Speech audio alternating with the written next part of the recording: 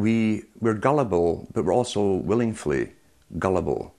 We want a human being, a big daddy, to come along and make everything right for us. And as long as we believe that, we'll always basically get shafted. In addition to John, sorry, I just noticed that I jumped the gun here. Go ahead and move it up. I'd already introduced all you guys. It's the presidential reality show. But when it became an Oprah production, it became slick. You don't have a president, you have an actor. They say that politics is show business for ugly people. You got it. What am I going to tell the president when I tell him his teleprompter is broken? What will he do then? It's Obama's role to front for the international banking syndicate and to take all the heat for their unpopular agenda. It's his job to convince the American people that the buck actually stops at the White House. In Brzezinski's book, Between Two Ages, is that eventually we shall put presidents in who will have personality cults. We shall create massive personality cults for these people through the same techniques as Hollywood has used. Obama is that man today. The globalists, who know that Obama is going to promote their plan, want to make him such a superhero that nobody will question what he's doing. They'll be so preoccupied with who he is, or where he is, or what he's saying, or what he's wearing, or something like that. The idea of making him into a celebrity is very valuable because that way people are less inclined to ask, what is he doing? So that's very useful to these people. Similar plans of social control have been continuously carried out by operatives of the Ford Foundation, who Obama has worked for over the last 30 years. Many of the strategies used to control populations were originally developed by Edward Bernays, who coined the phrase public relations. Bernays said that if you manufacture an authoritative figure who repeats the same messages over and over, that this will appeal to the masses' subconscious desires. Yes, we can. The unwashed masses will helplessly follow the leader and go along with any message they spout. Yes, we can. Yes, we can. We shall overcome. Yes, we can. We will respond with that timeless creed that sums up the spirit of a people. Yes, we can. Thank you. Today, these exact techniques are being used with devastating effect against the general population. Obama is the latest version of 21st century mass mind control. The psych warfare engineers are counting on Obama to finish the plan they began decades ago. Beyond their plans to devastate the economy for global consolidation, a new international framework of draconian law is being constructed to establish a system of neo-feudalistic serfdom. Remember, it was Bill Clinton who gave us NAFTA. And it was Al Gore, the hero of the environmental movement, who was the hatchet man for the Clinton administration to cram NAFTA down the throats of a reluctant Congress. Now, this is a good deal for our country, Larry, and let me explain why. Al Gore, who carried the ball for NAFTA and GATT, is now one of the top standard bearers for the elite's agenda. I didn't interrupt you. Okay, now, guys. Then maybe it just... Is this... NAFTA. Why? Huge numbers of manufacturing jobs left Canada, came into the United States because of a 15% wage differential. We pay our workers less in Canada. Now, when you've got a 7-to-1 wage differential between the United States and Mexico, you will hear the giant sucking sound. No, there's a political lesson, there's a business lesson. Sorry.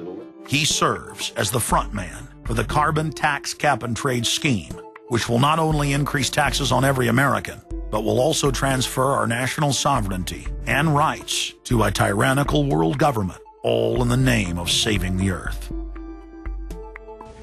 Is the legislation that we are discussing here today, is that something that you are going to personally benefit from? If you believe that the reason I have been working on this issue for 30 years is because of greed, you don't know me. I've been willing to put my money where my mouth is. Do you think there's something wrong with being active in business in this country?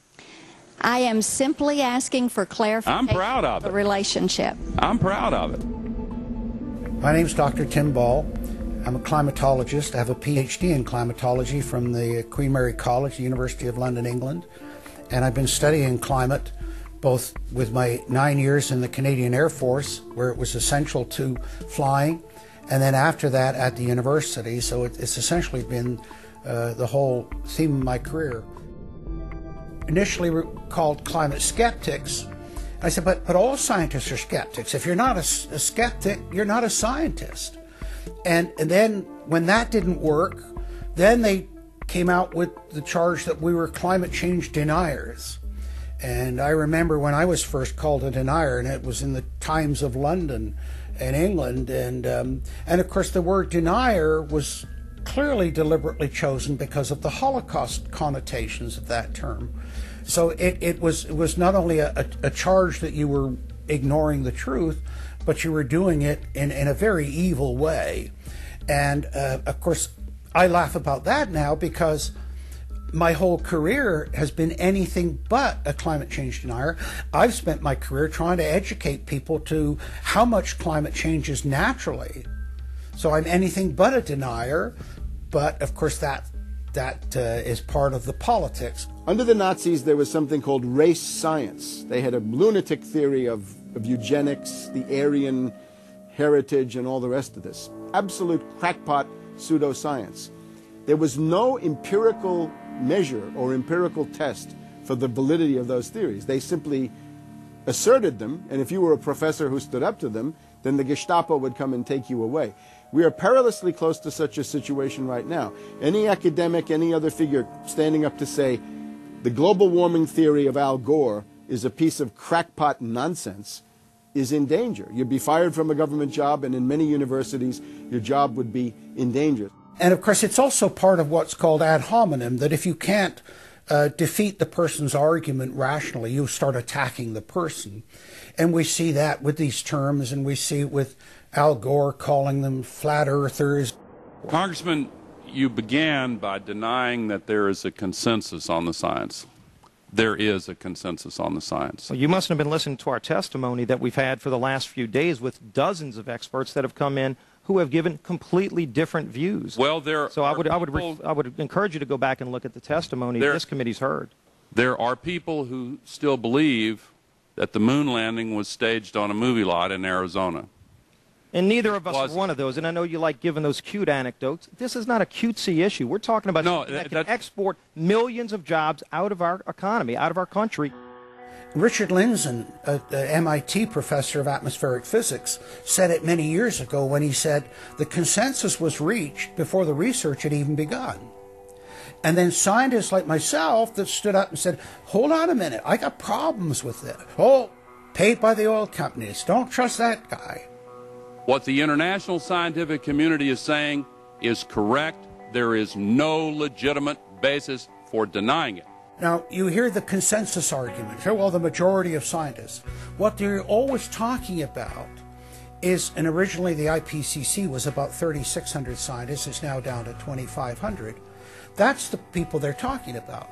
But when you look at it, most of them are bureaucrats. They're not scientists at all. And very, very few of them are actual climate experts. Now, the consequences of that, and whether that's because of man-made CO2, I think are debatable. If CO2 is not causing the climate change, what is? What are the major driving factors? And so they're essentially the ones that are left out by the Intergovernmental Panel on Climate Change. It's unbelievable to me that they can come out and ignore the sun.